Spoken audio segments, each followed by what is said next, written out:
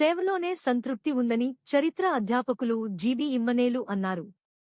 స్వతంత్ర సమర యోధులు శ్రీ బాలగంగాధర తిలక్ మరియు చంద్రశేఖర్ ఆజాద్ లాంటి మహానుభావుల పుట్టినరోజు నాడే తన పుట్టినరోజు కావడం తను అదృష్టంగా భావిస్తున్నానని ఈ శుభ సందర్భముని పురస్కరించుకుని స్థానిక వీరు కాలనీలోని పట్టణ నిరాశ్రయుల వసతి గృహం నందు వృద్ధులకు పండ్లు మిఠాయిలను పంచిపెట్టారు.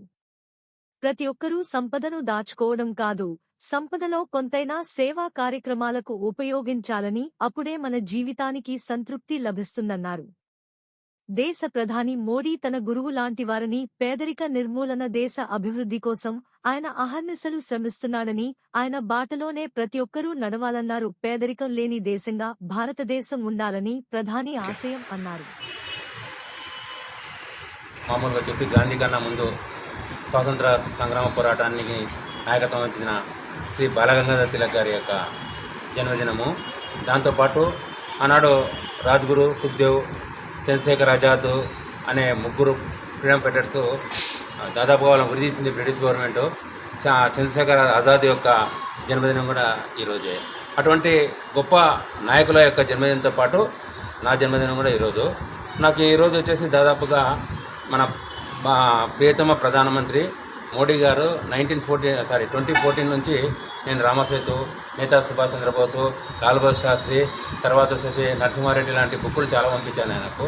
ఆయన నాకు చాలా బాగా రెస్పాన్స్ ఇచ్చాడు.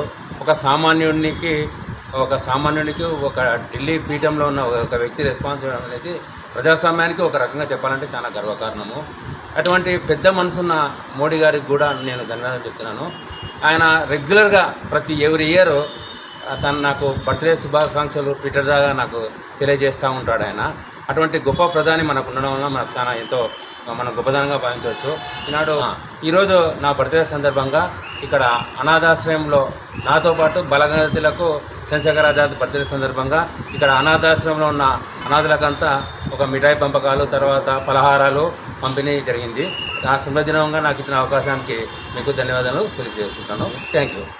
నా పేరు వచ్చేసి జీబీ ఇమాన్యుయల్. నేను చరిత్ర అధ్యాపకుడిని మరియు చరిత్రకారుని కూడా. Thank you. 10 మంది దగ్గరనే ఉండిపోయింది. 90% మంది సఫర్ అవుతున్నారు. ఈ సంపద అనేది అందరికీ సమానంగా పంచినప్పుడు ఆకలి అనేది ఉండదు. రోటీ, కపడా ఔర్ మకాన్, खाने की रोटी नहीं, पहने की कपड़ा नहीं, रहने की मकान नहीं. మనం ఎట్లా గొప్ప దేశం అని మనం చెప్పరుకుంటాం. ఇవన్నిటి మీద ఆలోచించాలా.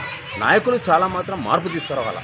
మార్పు తీసుకొచ్చేసి ఆ తపన మన అందుకని కూడా ప్రతి ఒక్కరు మనం డెడికేట్ చేయాలి. ప్రతి ఒక్కరు దీంతో ఈరోజు అంటే మామూలుగా నేను ఎవరి బర్త్డేలో దాదాపుగా చాలా మాత్రం ఏదో ఉడత ఫ్యామిలీ లెక్క చేస్తుంటాను. అన్నదానం కానివ్వండి, తర్వాత ఏమైనా కానీ ఇదేదో దేవుడు ఇచ్చిన అవకాశంగా నేను భావిస్తున్నాను. ఈ గోవిందు గారు అనేది నాకు రైట్ హ్యాండ్ అనుకుని అన్ని విషయాల్లో నన్ను మార్గదర్శకంగా నడిపిస్తుంటాడు. నేను ఊరికే నడిపించేవాడితో గోవింద్ గారే. ఆయన ఈ సహాయ సహకారాలతో చాలా విషయాల్లో చాలా అత్యద్భుతంగా ఈ యొక్క ప్రతి ఒక్కరు కూడా ఈ రకంగా చేస్తే భారతదేశంలో పేదరిక నిర్మూలన అనేది మనం చూడవచ్చు.